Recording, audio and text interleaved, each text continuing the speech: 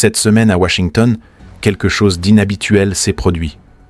Une décision liée à la stratégie militaire de Donald Trump a déclenché une nouvelle vague de débats parmi les analystes militaires, les diplomates et même les marchés internationaux.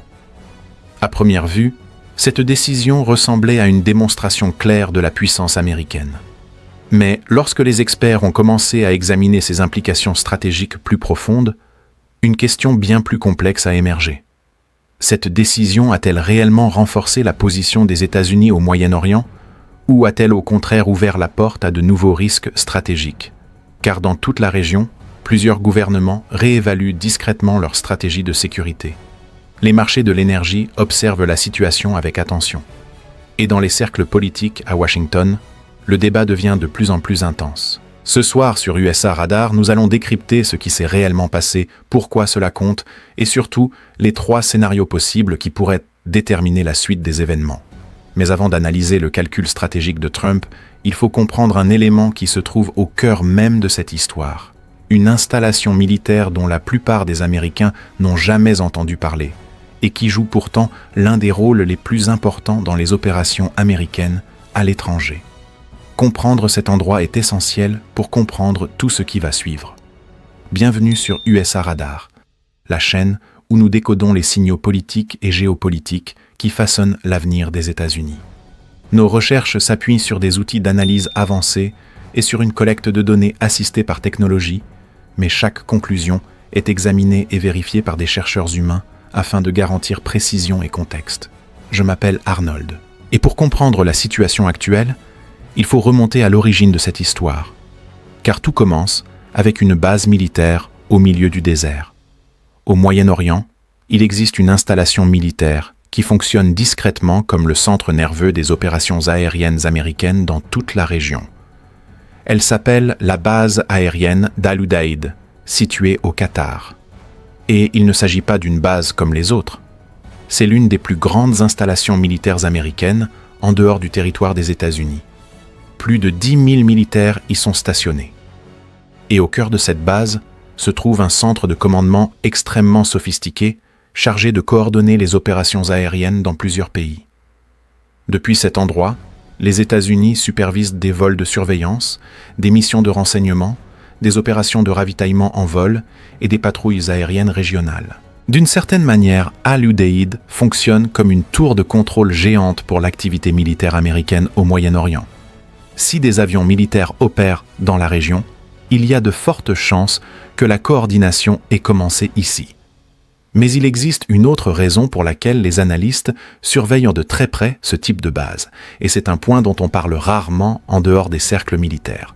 Les grandes installations militaires offrent une puissance stratégique considérable, mais elles partagent aussi une limite importante. Elles ne peuvent pas se déplacer.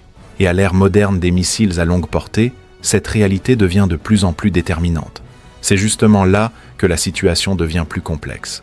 Et ce que nous allons expliquer maintenant pourrait bien être l'un des éléments les plus importants de toute cette analyse. Avant d'aller plus loin, il est important de s'arrêter un instant sur ce point. Car le détail qui suit explique pourquoi la décision de Trump provoque aujourd'hui autant de débats parmi les stratèges militaires. Sans comprendre cette évolution de la technologie militaire, il est presque impossible de saisir toutes les implications de ce qui se joue actuellement. Pendant des décennies, la stratégie militaire américaine au Moyen-Orient reposait sur un principe simple. La présence crée la dissuasion. En maintenant des bases puissantes dans toute la région, les États-Unis montrent qu'ils peuvent répondre rapidement aux menaces et protéger leurs intérêts. Pendant longtemps, cette approche a fonctionné efficacement. Mais l'environnement stratégique a évolué. Au cours des 20 dernières années, plusieurs pays de la région ont investi massivement dans des systèmes de missiles de précision. Ces missiles peuvent parcourir des centaines, parfois même des milliers de kilomètres. Et contrairement aux systèmes plus anciens, les versions modernes sont conçues avec une précision de plus en plus élevée. Les analystes militaires décrivent souvent cette évolution comme une transformation silencieuse de la guerre moderne. Autrefois, la supériorité aérienne définissait la projection de puissance. Aujourd'hui, les capacités de frappe de précision jouent un rôle de plus en plus important. Cela crée un paradoxe stratégique assez particulier. Les mêmes bases qui permettent aux États-Unis de projeter leur puissance dans une région peuvent aussi devenir des cibles potentielles dans un environnement de conflit hautement technologique. Les partisans du maintien de ces bases affirment que les systèmes de défense antimissiles modernes, comme les batteries Patriot ou les intercepteurs THAAD, réduisent considérablement ces risques. Mais les critiques répondent qu'aucun système défensif n'est parfait et que l'augmentation du nombre de missiles de précision modifie profondément l'équation stratégique. Ce débat existe depuis des années dans les milieux de la défense. Cependant, la décision récente de Trump semble renforcer l'approche traditionnelle consistant à maintenir une forte présence militaire avancée dans la région. Pour certains, c'est une démonstration nécessaire de détermination. Pour d'autres, cela pourrait accélérer une nouvelle phase de compétition stratégique au Moyen-Orient. Mais c'est précisément à ce moment que l'histoire dépasse la simple dimension militaire, car ce qui se passe au Moyen-Orient ne reste presque jamais limité au Moyen-Orient. Et la prochaine partie de cette analyse montre pourquoi l'économie mondiale suit cette situation avec autant d'attention. La dimension militaire est importante. Mais l'aspect suivant pourrait en réalité avoir l'impact le plus immédiat sur la vie de millions de personnes dans le monde, car il concerne quelque chose dont dépend chaque économie moderne. L'énergie. Chaque fois que les tensions augmentent dans la région du Golfe, les marchés financiers se tournent immédiatement vers un endroit précis, le détroit d'Ormuz. Ce passage maritime étroit relie le golfe Persique à l'océan ouvert. Chaque jour, une part massive de l'approvisionnement mondial en pétrole transite par ce corridor. Certaines estimations parlent d'environ 20% du commerce mondial de pétrole. Cela en fait l'une des routes maritimes les plus stratégiques de la planète.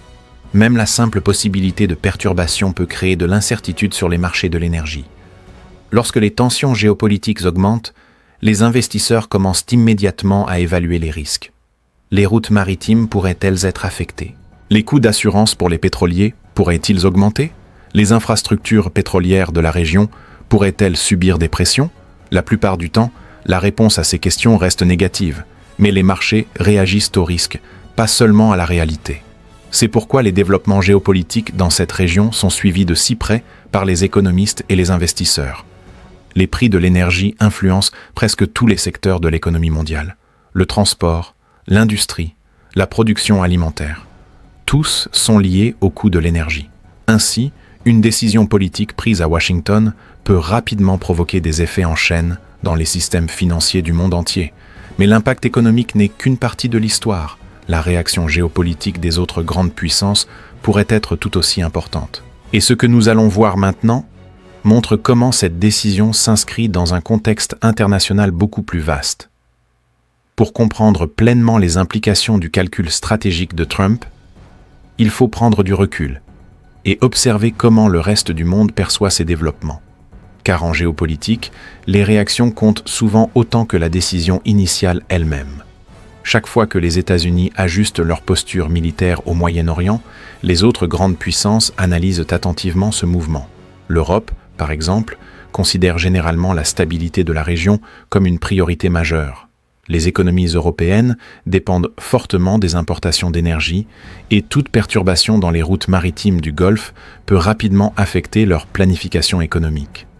La Chine observe la région sous un angle différent. Pour Pékin, le Golfe est avant tout un corridor énergétique essentiel. La Chine importe d'énormes quantités de pétrole provenant de cette zone, ce qui rend la stabilité des routes maritimes cruciale pour sa sécurité économique. La Russie, de son côté, analyse souvent ces situations à travers un prisme géopolitique. Lorsque les tensions augmentent entre Washington et certains acteurs régionaux, Moscou peut parfois y voir des opportunités d'élargir son influence diplomatique ou stratégique.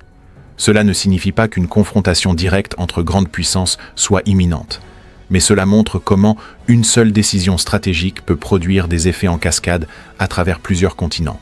Et c'est précisément pour cette raison que les analystes s'intéressent désormais à la prochaine étape de cette situation.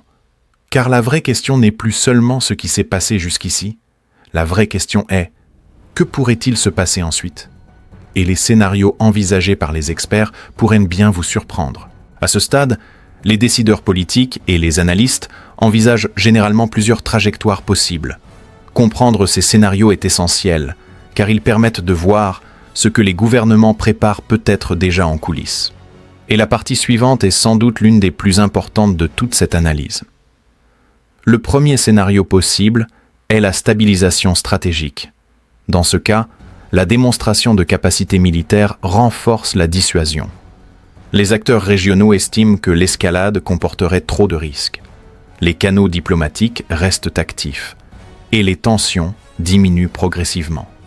L'histoire montre que de nombreuses crises géopolitiques suivent finalement cette trajectoire.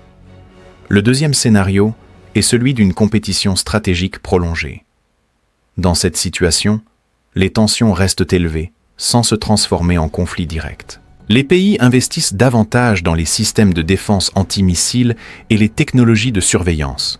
Les exercices militaires se multiplient et les alliances régionales évoluent progressivement. Certains analystes estiment que c'est la trajectoire la plus probable à long terme. Le troisième scénario est celui que les responsables politiques cherchent à éviter à tout prix. L'escalade par erreur de calcul. Dans des environnements complexes où plusieurs forces militaires opèrent à proximité les unes des autres, des malentendus peuvent parfois se produire. Un signal mal interprété, une erreur de radar ou une rencontre imprévue entre des unités militaires. C'est pour cette raison que les canaux de communication entre gouvernements et forces armées restent extrêmement importants, même en période de tension. Empêcher qu'un incident mineur ne se transforme en crise majeure est l'un des objectifs fondamentaux de la diplomatie. Mais malgré toutes ces précautions, l'incertitude reste une réalité permanente de la politique internationale. Ce qui nous amène à la question finale au cœur de toute cette discussion. Le calcul stratégique de Trump a-t-il renforcé la position des États-Unis au Moyen-Orient? Ou a-t-il accéléré une transformation plus profonde déjà en cours dans la stratégie militaire mondiale? La réponse pourrait prendre des mois, voire des années, avant d'apparaître clairement. Mais une chose est certaine, le Moyen-Orient reste l'une des régions les plus stratégiquement complexes de la planète. Les marchés de l'énergie, les alliances militaires et la compétition géopolitique s'y croisent en permanence.